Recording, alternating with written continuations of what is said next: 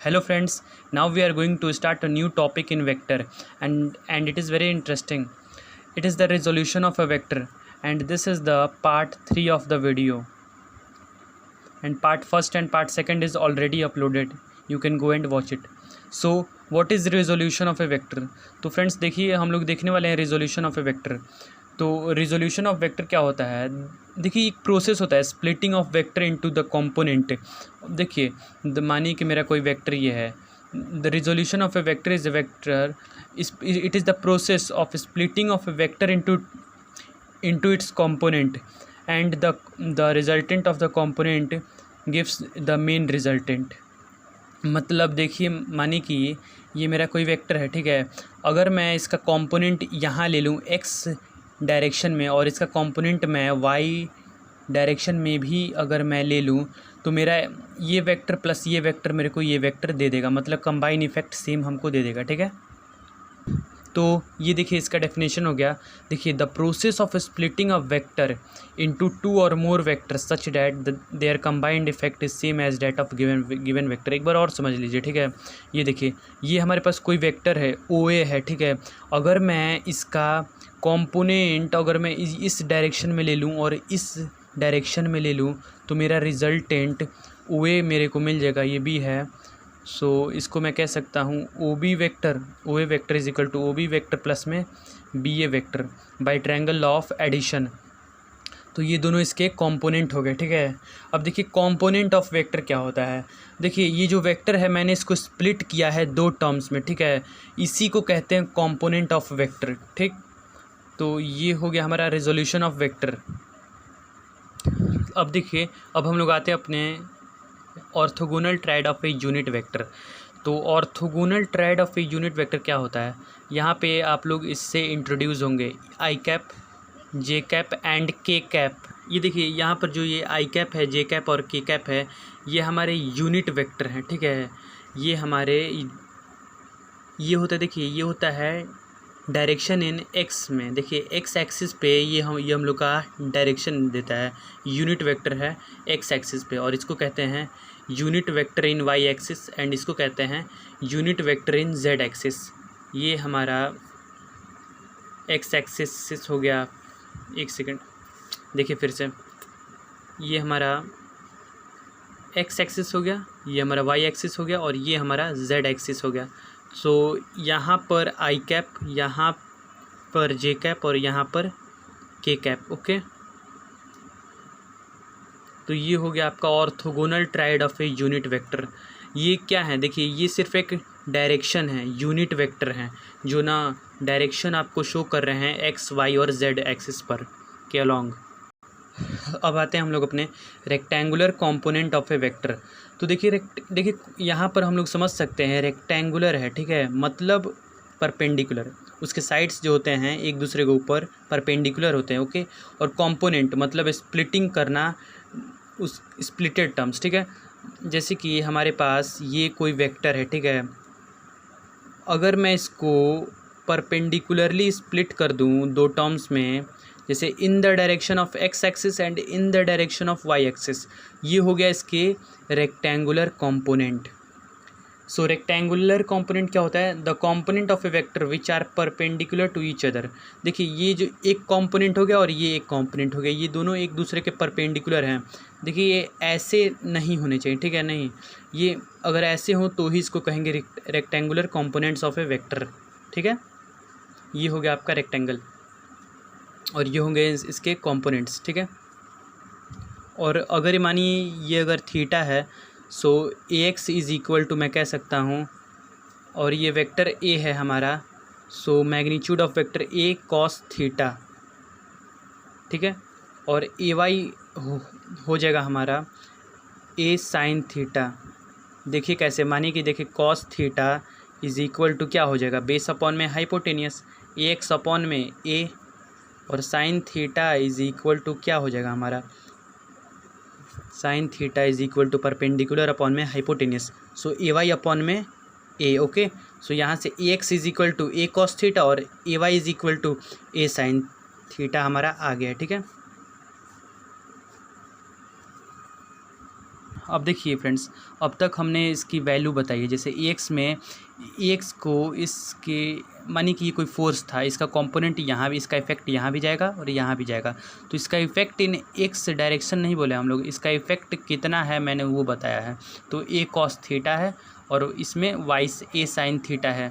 अगर मैं इसको वेक्टर फॉर्म में लिखूँ, मानी कि मेरा वेक्टर ए है, तो मैं इसको लिख सकता हूँ ए कॉस थीटा आई कैप। देखिए हमने आई कैप और जे कैप और के कैप क्यों बनाया, ताकि हम लोग इसके मतलब एक्सिस के लॉन्ग डायरेक्शन को इजीली रिप्रेजेंट कर सके।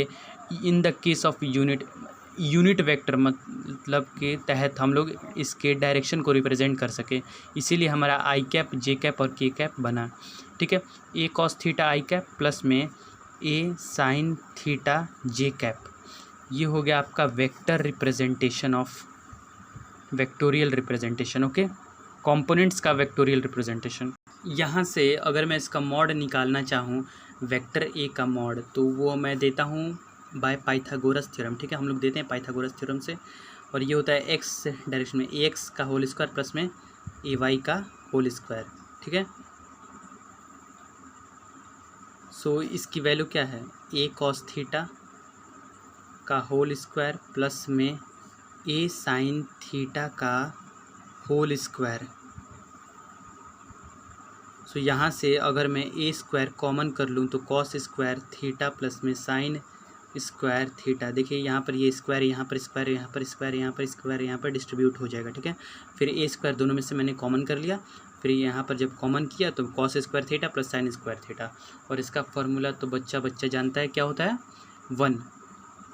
1। सॉरी, इसकी वैल्यू तो बच्चे जानते हैं, इसकी वैल्यू होगी 1। ठीक है, तो इसकी वैल्यू आ गई 1, और ये हो गया ए स्क्वायर, और ये हो गया आपका ए निकल कर आ गया।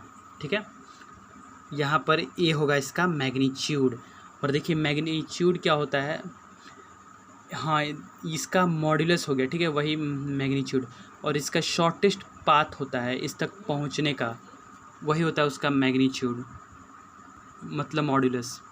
और इसका मॉड तो हो गया। अब देखिए, अब इसका अगर मैं डायरेक्शन पूछूं, मतलब इसका यूनिट वेक्टर क्या होगा।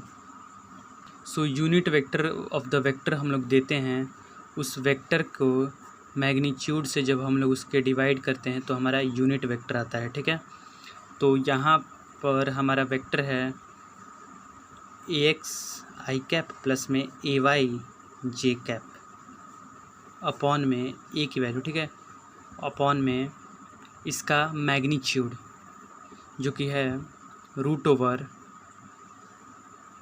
ए एक्स का स्क्वायर प्लस में ए वाई का स्क्वायर। ठीक है, तो ये वाला हो गया इसका यूनिट वेक्टर मतलब डायरेक्शन। ठीक है, तो जब भी अगर डायरेक्शन निकालना होगा तो उस वेक्टर के मैग्नीट्यूड से उसी के अगर मैं डिवाइड कर दूं तो मुझे उसका यूनिट वेक्टर मिल जाएगा। ठीक है, तो देखिए फ्रेंड्स, अब हम लोग समझेंगे डायरेक्शन रेशियो। ओके, सो तो ये होता है the coefficient of vectors, the coefficient of a vector coefficient of a vector is called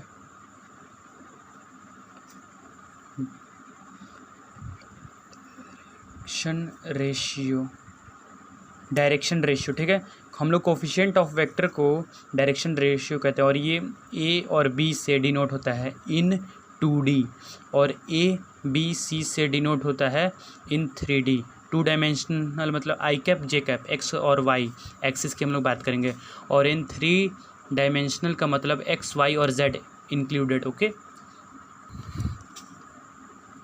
यहाँ पे हमारा एक वेक्टर है ओ पी। ओके,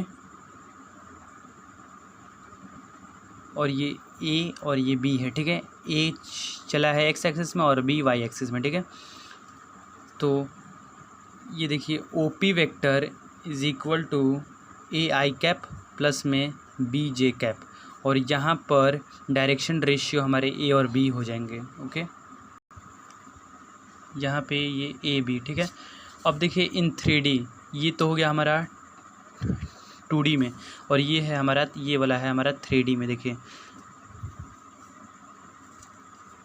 ये हो गया हमारा x axis, y axis and z axis, और ये हमारा कोई पार्टिकल है जो 3D में है, मानिए OB है, ठीक है, OA मानिए, ठीक है, कुछ भी मानिए, OA, ठीक। तो यहाँ पर ये OA है और ये A गया है इन x एक्सिस, B गया है इन y एक्सिस और C गया है, मान लीजिए C गया है इन z एक्सिस। यहाँ पे तो अभी दिखाना पॉसिबल नहीं है 3D में, फिर भी C एक्सिस, C गया है ये Z पे, ठीक है, Z एक्सिस पे। ये जो सब है ये सब इसका इफेक्ट है, ठीक है, ABC इसका effect in x axis, effect in y axis and effect in z axis. Okay, तो यहाँ पर OA vector is equal to AI cap plus में BJ कैप प्लस में CK कैप, और यहाँ पर डायरेक्शन रेशियो हो जाएगा A, B, C, ठीक है। अब देखते हैं हम लोग डायरेक्शन कोसाइंस। तो डायरेक्शन कोसाइंस क्या होता है? The coefficient of unit vector is called direction cosines. The coefficient of unit vector is called direction cosines, ठीक है।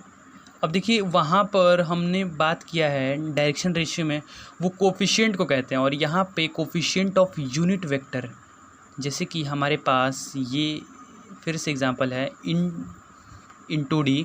ओके, ये हमारे पास कोई वेक्टर है OP, ओके, इस बार ओके,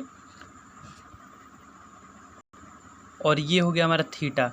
अब देखिए फ्रेंड्स यहाँ पे मसला क्या है, कॉस के टर्म में अगर आंसर देना, उसी को कहते हैं हम लोग डायरेक्शन कोसाइंस। मतलब हम देखते हैं मेन ये कितना, मानिए ये अल्फ़ा है, ठीक है, और ये बीटा है, मतलब ये एक्सिस से कितना एंगल पर है, ठीक है, उसी को कहते हैं, ठीक है।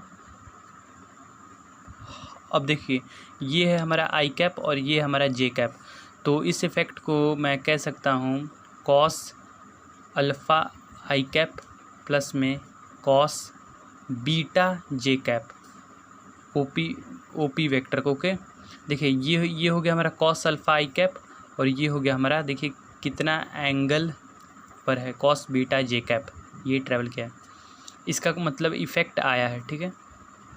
और देखिए इसी यूनिट वेक्टर के कोफिशिएंट को हम लोग डायरेक्शन कोसाइंस कहते हैं, ठीक है। यहाँ पर OP, देखिए यहाँ पे OP अभी एक यूनिट वेक्टर की बात कर रहे हैं अभी हम लोग, ठीक है, तो यहाँ पर OP हमारा यूनिट वेक्टर हो जाएगा। तो OP vector cos alpha I cap plus cos beta J cap, ठीक है, और यहाँ पर हम लोग कॉस अल्फ़ा को L से भी डिनोट करते हैं और कॉस बीटा को M से डिनोट करते हैं। तो इसको हम लोग ये भी लिख सकते हैं OP vector is equal to unit vector LI cap plus में MJ कैप, ठीक। अब देखिए फ्रेंड्स यहाँ पर एक और बात समझिए।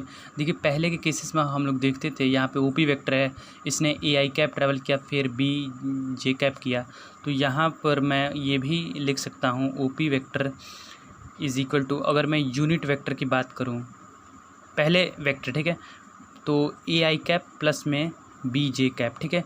अगर मैं इसका यूनिट वेक्टर की बात करूं तो मैं इसके मैग्नीट्यूड से डिवाइड कर देता था। देखिए इसका मैग्नीट्यूड क्या हो जाएगा, A स्क्वायर प्लस में B स्क्वायर, ठीक है, तो AI अपॉन में A स्क्वायर प्लस में B स्क्वायर प्लस में B अपॉन में A स्क्वायर प्लस में B स्क्वायर रूट ओवर, ठीक।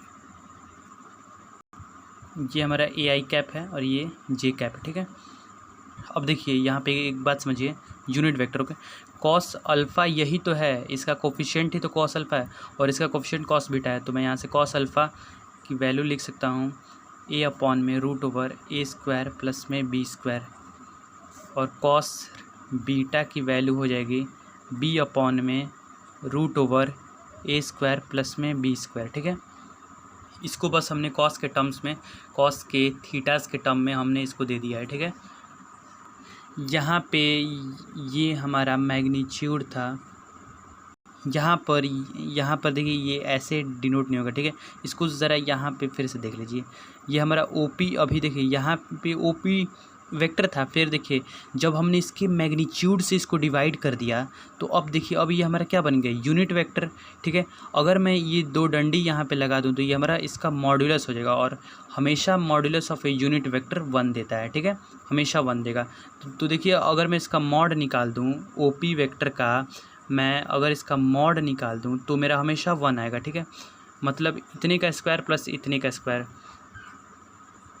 ए अपॉन में A square plus B square plus में बी अपॉन में ए स्क्वायर प्लस में बी स्क्वायर का होल स्क्वायर, और इसका भी होल स्क्वायर, ठीक है। थोड़ा सा रफली हो गया उसके लिए सॉरी, बट ए स्क्वायर, और जब मैं इसका होल स्क्वायर करूँगा तो ए स्क्वायर प्लस बी स्क्वायर, ठीक है। और यहाँ पर ये भी वही आएगा, तो मैं डायरेक्ट एलसीएम ले रहा हूँ, ठीक है। और यहाँ पर ये हो जाएगा A square plus B square, और इससे ये 1 टाइम में, और जब 1 का स्क्वायर रूट से जब बाहर आएगा तो 1 ही रहता है, ठीक है।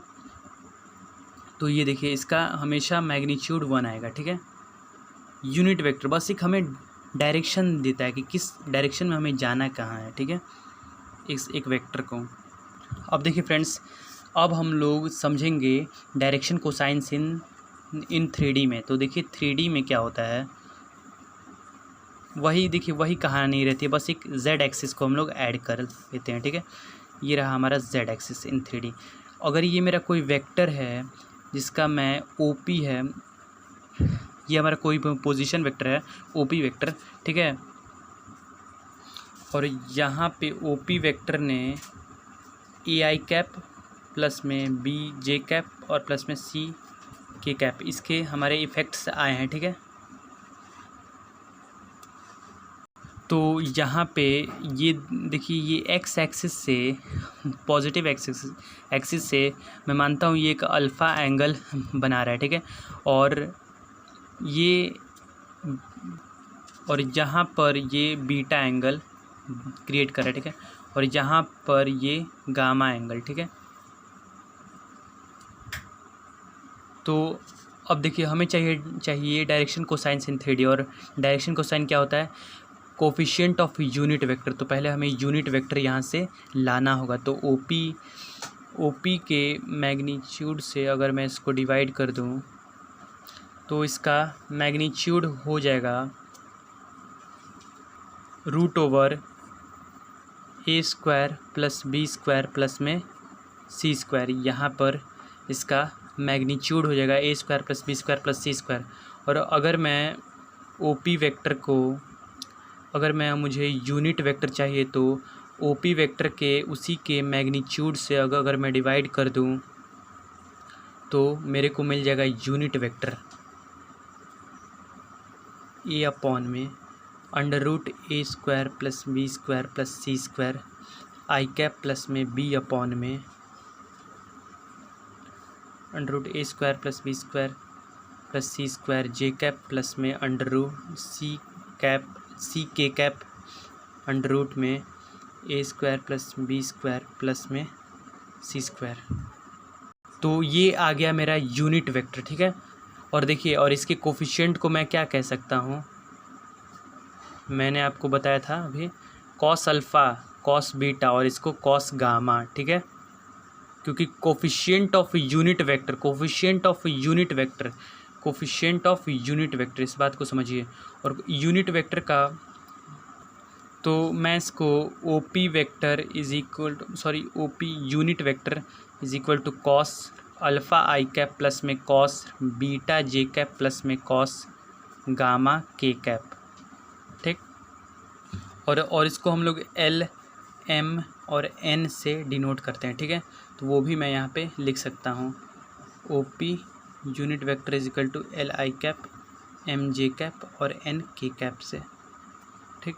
अब देखिए फ्रेंड्स, यहाँ पर एक कमाल का फॉर्मूला बनता है, बहुत interesting. Cos square alpha plus cos square beta plus cos square gamma is equal to 1 होता है कि नहीं। अब देखिए यहाँ पर ये एक यूनिट वेक्टर है, ठीक है, इस बात को समझिए बहुत ध्यान से, क्वेश्चंस में बहुत काम आएगा। यूनिट वेक्टर है और यहाँ पर हम जानते हैं अगर मैं यूनिट वेक्टर का मॉड्यूलस कर दूँ तो मेरे को 1 मिलेगा, ठीक है। तो ये तो होता है हमारा एक समझिए फार्मूला निकल के आता है, लेकिन कैसे आता है अभी हम लोग देखेंगे तुरंत। देखिए तो ये तो हो गया हमारा यूनिट वेक्टर का, ठीक है।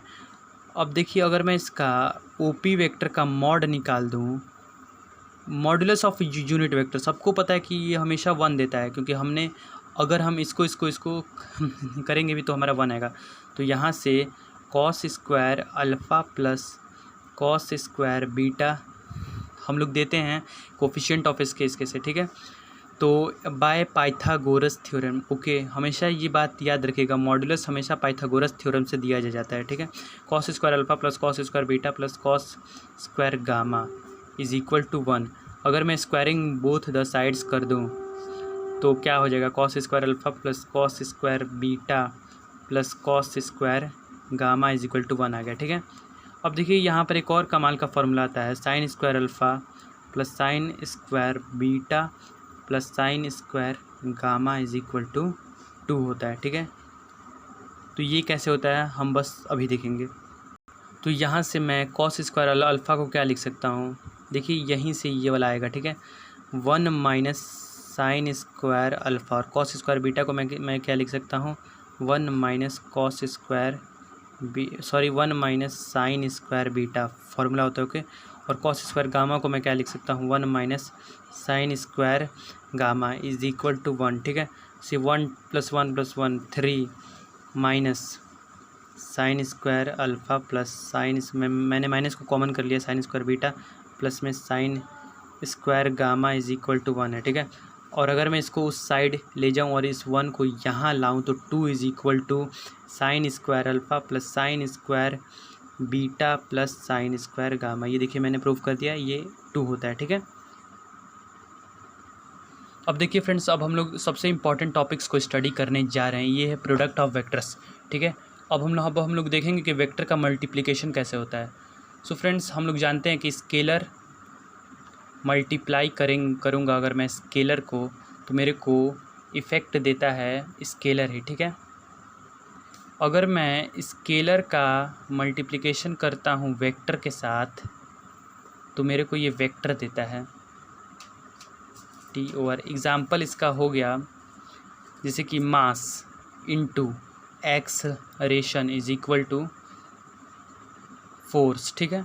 Force is equal to mass dot acceleration, ठीक है।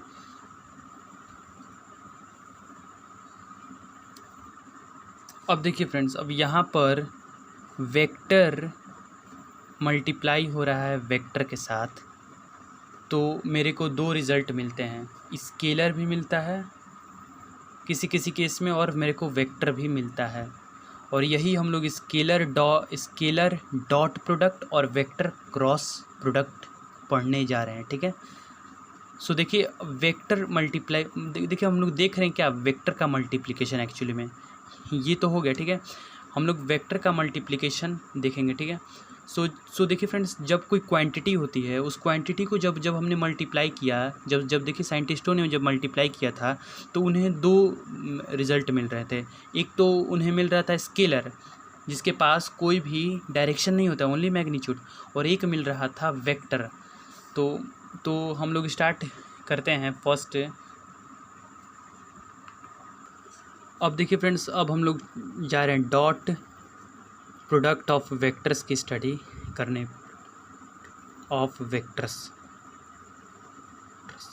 देखिए डॉट प्रोडक्ट ऑफ वेक्टर्स क्या होता है, इसको हम लोग स्केलर प्रोडक्ट ऑफ वेक्टर्स भी कहते हैं। देखिए इस केस में ये होता है कि हमने वेक्टर और वेक्टर का मल्टीप्लाई किया तो मुझे स्केलर मिला है। स्केलर मतलब जिसके पास ओनली मैग्नीट्यूड हो, ठीक है। So dot product of vector क्या होता है, अब देखिए फ्रेंड्स, मैंने इसका यहाँ पर डेफिनेशन लिख दिया है लंबा चौड़ा। Dot product of 2 vectors is defined as the product of the magnitude of 2 vectors and the cosine of the angle between them. मतलब समझिए, अगर मेरे पास कोई वेक्टर है, देखिए क्रॉस प्रोडक्ट अलग होता है, क्रॉस आप डॉट में मत यूज़ कीजिएगा, इसका मतलब कुछ और निकल जाता है in the physics, in the vector. Okay, so एक डॉट बी देखिए इज इक्वल टू क्या होता है, magnitude of A dot magnitude of B और उसके बीच का कोसाइन थीटा, मतलब A dot B equal to A B cos theta. यही होता है हमारा डॉट प्रोडक्ट ऑफ वेक्टर्स। अब हम लोग समझेंगे एग्जाम्पल से कि यही क्यों आया, ठीक है, और हमने इसका कॉस थीटा ही क्यों यूज़ किया। जैसे कि मैं देखता हूँ वर्क इज इक्वल टू क्या होता है, force vector into displacement vector, ठीक है, एस मानिए वही डिस्प्लेसमेंट होता है, force work is equal to force into displacement. अब देखिए, अब जब हमें वर्क को देना होता है तो ये मेरे सॉरी यहाँ पर ये डॉट होगा, ठीक है, sorry for use of cross, but यहाँ पे डॉट होगा क्योंकि यहाँ पर दो वेक्टर मल्टीप्लाई हो रहे हैं, बात को समझिए, और मेरे को मिल रहा है क्या, स्केलर क्वांटिटी, तो यहाँ पर डॉट प्रोडक्ट का ही यूज़ होगा, ठीक है। तो यहाँ पे W इज़ इक्वल टू जब मैं इसका मल्टीप्लाई करूँगा तो मेरे को एफ एस कॉस थीटा मिल जाएगा, यहाँ ऐसे, ठीक है। तो अब देखिए, मानिए कि मेरे पास एक ब्लॉक है, ठीक है, एक ब्लॉक है m मास का, और जब मैंने इसको यहाँ पर फोर्स लगाया, और इसका डिस्प्लेसमेंट हो रहा है यहाँ पर, मतलब इसका इफेक्ट गया यहाँ पर, ठीक, और यहाँ पर इसने थीटा एंगल बनाया था, ठीक है, और इसका इफेक्ट जा रहा है कहाँ,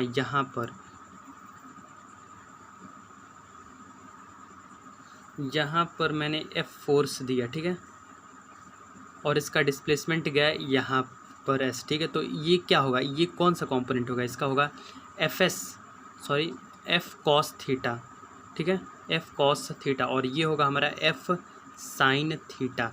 जब मैंने इसको यहाँ फोर्स किया, ये इसका डिस्प्लेसमेंट हो रहा है यहाँ पर, और यहाँ पे कोई डिस्प्लेसमेंट ही नहीं हुआ, मतलब ये क्वांटिटी हो गई ज़ीरो, क्योंकि ऊपर तो जाता नहीं है। जब मैं किसी ब्लॉक को इस तरह खींचूंगा, देखिए बात को समझिए, यहाँ पे मैंने एक फोर्स लगाया तो ये देखिए ये कॉस थीटा में ही जा रहा है, देखिए ये मानिए कि मेरी अटैची है, ठीक है, इसको मैंने लाया, मैंने यहाँ पे देखिए फोर्स लगा रहा हूँ, देखिए ये ऊपर नहीं जा रहा है, ठीक है, ये अलोंग द रूफ जा रहा है, ठीक है, अलोंग द कॉपी पर जा रहा है, ठीक है। तो यहाँ पर ये F कॉस थीटा हो जाएगा, ठीक है, और डिस्प्लेसमेंट हो रहा है तो मल्टीप्लाई में डिस्प्लेसमेंट का मैग्नीट्यूड, तो ये मिल गया आपको एफ एस कॉस थीटा। तो देखिए फ्रेंड्स, तो मेरे को जब मैंने मल्टीप्लाई किया तो मेरे को मिला है वर्क, तो वर्क होता है स्केलर क्वांटिटी, और कैसे मिला है, तो मैंने एफ एस कॉस थीटा से मिला है, तो इसीलिए हमारा डॉट प्रोडक्ट में कॉस थीटा का यूज़ होता है और इस तरह का रिज़ल्ट आता है, ठीक है। और ये एक स्केलर क्वांटिटी है, so no direction will be used. This is the concept of F S cos theta dot product of vectors. अब देखिए इसके और भी एग्जांपल्स हैं, जैसे कि पावर इज इक्वल टू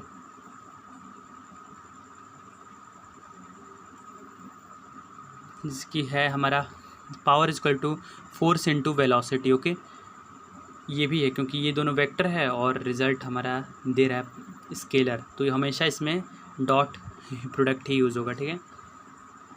अब देखते हैं फ्रेंड्स, हम लोग इम्पॉर्टेंट है ये भी बहुत, प्रॉपर्टीज़ ऑफ डॉट प्रोडक्ट, मतलब कैरेक्टरिस्टिक कह लीजिए, प्रॉपर्टी कह लीजिए, जो भी कह लीजिए, इसकी प्रॉपर्टी क्या होती है, ठीक है। अब देखिए इसकी पहली प्रॉपर्टी आती है, it is commutative, it is rotative, it is commutative.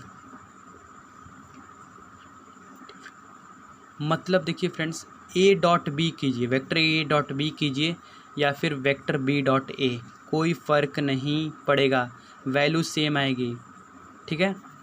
और ये होता है हमारा डिस्ट्रीब्यूटिव, इट इज़ डिस्ट्रीब्यूटिव,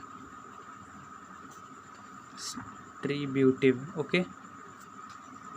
अब देखिए ये होता है हमारा डिस्ट्रीब्यूटिव, जैसे कि हमारे पास ए वेक्टर है, dot B vector plus C vector, ठीक है, तो इसको मैं लिख सकता हूँ ए बी वेक्टर प्लस में ए सी वेक्टर, ओके, ये हमारा होता है डिस्ट्रीब्यूटिव। अब देखिए थर्ड वाला, अब देखिए इफ़ टू वेक्टर्स, माने कि अगर दो वेक्टर आपस में परपेंडिकुलर हो तो उसका डॉट प्रोडक्ट क्या होगा।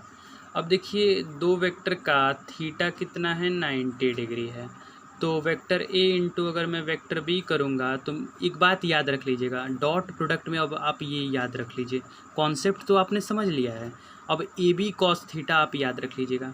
तो ए बी, क्योंकि न्यूमेरिकल्स में कॉन्सेप्ट समझने का टाइम नहीं होता, उतना डीप में नहीं जाएंगे, तो कॉन्सेप्ट पहले आप लोग समझ लीजिएगा ताकि आप लोग कंफ्यूज ना हो कि ए डॉट, सॉरी यहाँ पर डॉट होगा, सॉरी फॉर दिस, यहाँ पर डॉट होगा। तो ए डॉट बी में ए बी कॉस थीटा ही क्यों आता है, ठीक है। तो ए बी कॉस थीटा, तो ए बी और कॉस थीटा, थीटा की वैल्यू क्या है 90 डिग्री, मतलब ए बी कॉस 90 अंश 90 डिग्री, और कॉस 90 की वैल्यू क्या होती है 0 होती है, ठीक है। तो ए बी इंटू ज़ीरो, तो ये आपका ज़ीरो दे देगा, ठीक है। तो याद रखिएगा हमेशा अगर इन दोनों के बीच का एंगल अगर 90 डिग्री आया तो ज़ीरो हो जाएगा। अगर क्या हो, अगर कोई वेक्टर सेम डायरेक्शन में हो, ठीक है, अगर इनका थीटा बीच का एंगल ज़ीरो हो, पैरेलल हो, ठीक है, ज़ीरो, तो ये वेक्टर ए है, ये मेरा वेक्टर बी है, ठीक।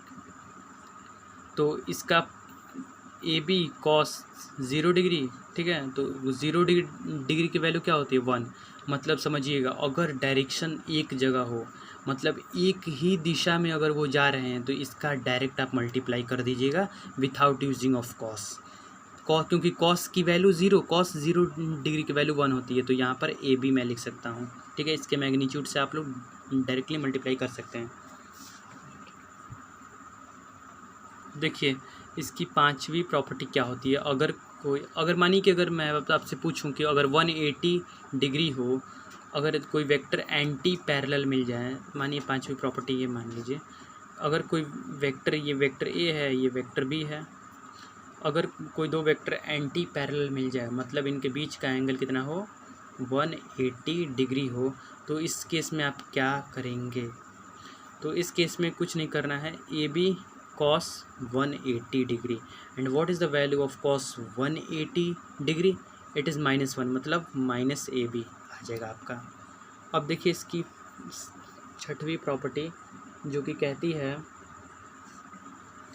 अगर मैं कोई वेक्टर का उसी वेक्टर के साथ डॉट प्रोडक्ट कर लूँ, तो सॉरी यहाँ पे वेक्टर ए होगा, सेम वेक्टर, ठीक है, तो क्या होगा। अब देखिए सेम वेक्टर है, मतलब सेम डायरेक्शन, सेम कौन साइड है, तो उसी वेक्टर का उसी वेक्टर के साथ, तो मैंने कहा था सिंपली आप मल्टीप्लाई कर दीजिएगा, अगर डायरेक्शन सेम हो तो आपको ए इंटू ए क्या हो जाएगा ए स्क्वायर, सिंपल सा। सो ये हो गई कुछ प्रॉपर्टीज़। अब देखते हैं हम लोग, अब देखिए एक और बहुत इम्पॉर्टेंट फार्मूला है, vector A plus vector B का होल स्क्वायर मॉड है, ठीक है।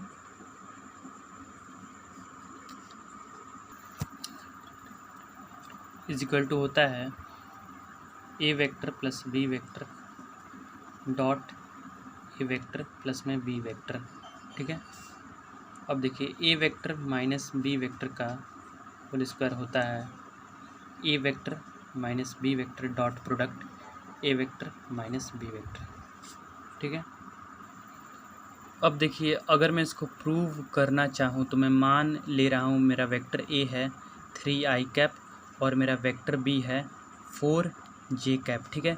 सो 3i कैप प्लस में 4j कैप का होल स्क्वायर मॉडुलस, अगर मैं इसका मॉड करूँगा तो मेरा 3 का रूट ओवर 3 का स्क्वायर प्लस में 4 का स्क्वायर दे देगा 9 + 16 = 25, 25 = 5, निकल कर आ जाएगा 5, ठीक है। इसका मैग्नीट्यूड 5 आ जाएगा और मैं इसका होल स्क्वायर अगर करूँगा तो मेरा 25 आ जाएगा, और वही चीज़ मेरा इसमें आना चाहिए। अब देखते हैं ए क्या है 3i कैप प्लस में 4j cap dot product of 3i cap plus में 4j कैप।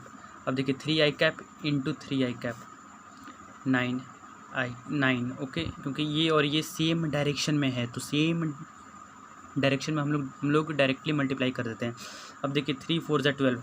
अब देखिए यहाँ पे कॉन्सेप्ट आता है आई और जे का, ठीक है, वो मैं अभी बताऊँगा, लेकिन अभी समझ लीजिए आई और जे एक दूसरे के परपेंडिकुलर होते हैं और ये 0 दे देगा, 90 degree cos 90 is equal to 0, 4 3 जा 12, ये भी परपेंडिकुलर है, ये भी 0 दे देगा, तो 4 4 जा 16 प्लस में 16 इज इक्वल टू 25, जो इसके इक्वल आ रहा है, मतलब ये सही है। ओके, तो उसी तरह एग्जाम्पल लेकर आप इसको भी प्रूफ कर सकते हैं। ओके, अब देखते हैं फ्रेंड्स हम लोग आई कैप सेम। देखिए फ्रेंड्स, अगर मैं आई डॉट आई करूँ तो क्या आएगा, जे डॉट जे करूँ तो क्या आएगा, और के डॉट के कैप और के कैप डॉट में करूँ तो क्या आएगा। अब देखिए आई डॉट आई क्या होता है, सेम डायरेक्शन में अगर मैं इसका डॉट प्रोडक्ट निकालूँ तो मेरा आई इंटू आई दे देगा, और इसका मैग्नीट्यूड क्या होता है, 1 होता है, 1 इंटू 1 कॉस 0 डिग्री, जो कि 1 आ जाएगा, इसकी वैल्यू 1 आ जाएगी, इसकी वैल्यू 1 आ जाएगी, और इसकी वैल्यू भी 1 आ जाएगी। अब देखिए 1 क्यों आई, वही कॉन्सेप्ट है, इसका मैग्नीट्यूड 1, इसका मैग्नीट्यूड 1, ये सब यूनिट वेक्टर है तो सबका मैग्नीट्यूड 1 आएगा, और 1 into 1 into cos 0 degree, 0 degree की वैल्यू 1, तो ये 1 दे देगा आपका।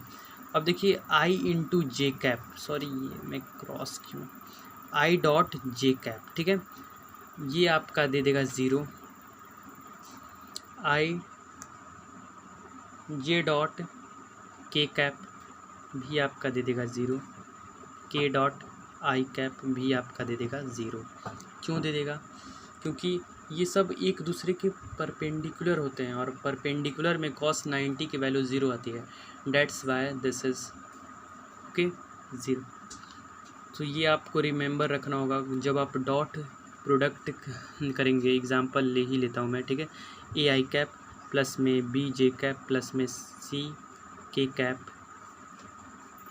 का आपको डॉट प्रोडक्ट, मानिए कि A1 है, B1 है, C1 है, फिर मैं निकालूँ A2 आई कैप प्लस में B2 जे कैप प्लस में C2 के कैप। अब देखिए फ्रेंड्स, इसका डॉट प्रोडक्ट निकालना बहुत ही सिंपल होता है। अब देखिए A1 इंटू A1 होगा, अब सोचिए इसका मल्टीप्लाई इसके साथ ही होगा, इसका इसके साथ होगा, सेम का सेम के साथ होगा। क्यों होगा, अगर मैं I का J के साथ करता हूँ तो मेरे को रिज़ल्ट 0 दे देगा, और I का अगर मैं K के साथ करता हूँ वो भी मेरा रिज़ल्ट 0 दे देगा, क्योंकि वो एक दूसरे के परपेंडिकुलर होते हैं, ठीक है। सो इसका निकल जाएगा A1 A2 फिर प्लस में B1 B2 प्लस में C1 C2 इसका रिज़ल्ट, ठीक है। ये हो गया आपका डॉट प्रोडक्ट फिनिश्ड। अब देखिए फ्रेंड्स, एक और बात समझ जाइए, अगर मेरे पास ये कोई 2 वेक्टर है, ये मेरा कोई बी वेक्टर है और ये मेरा कोई ए वेक्टर है, ओके। अब देखिए अगर मैं इसका कंपोनेंट निकालूं तो ए कॉस थीटा, ठीक है, आ जाएगा। तो अगर मैं ए वेक्टर डॉट बी वेक्टर करूं तो मेरे को मिलता है ए बी कॉस थीटा। अब देखिए यहाँ पर मैंने क्या लिया, ये कंपोनेंट ऑफ ए है इन डायरेक्शन ऑफ बी, तो इसको मैं क्या कहूँगा, component of A in direction of B, ठीक है। वैसे ही अगर ये बी होता और ये ए होता तो मैं कहता component of B in direction of B A, यही आपको बस समझना था, ठीक है। मैं इसको ये भी बोल सकता हूँ बी ए कॉस थीटा, ठीक है, और बी, और ये क्या है, कंपोनेंट ऑफ, मैं इसको लिख दे रहा हूँ, ठीक है, component of A in the direction of B, in direction B, ठीक है, बी के डायरेक्शन में ए का कंपोनेंट, तो यही था, ओके। अब देखते हैं फ्रेंड्स हम लोग क्रॉस प्रोडक्ट ऑफ वेक्टर्स, ठीक है, फॉर क्लास 11th ये लास्ट ही है, मतलब वेक्टर में ये लास्ट टॉपिक है, cross product of vectors, okay.